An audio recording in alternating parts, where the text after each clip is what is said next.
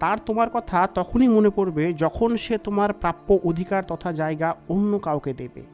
যদি তুমি তাকে সত্যি ভালোবেসে থাকো আর এই অধম দাদাকে একটু বিশ্বাস করো, তবে আমি তোমাকে বলছি দুঃখ করো না।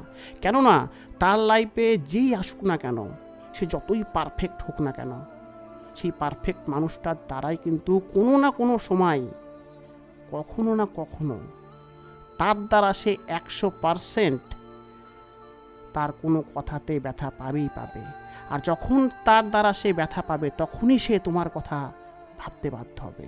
সে কল্পনা করবে যে তুমি তার লাইফে কতটা মূল্য রাখতে, কেননা তুমি তাকে যেভাবে ভালোবেসেছিলে, তুমি তাকে যেভাবে কেয়ার করতে, তোমার মতো কেয়ার, তোমার মতো ভালো, তাকে কি অন্য কেউ বাঁচতে পারবে? আমি তোমাকে প্রশ্ন করছি, তুমিই বলো।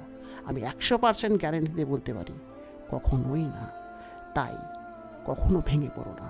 মনে রাখবে, পৃথিবীতে কেউ পারফেক্ট না।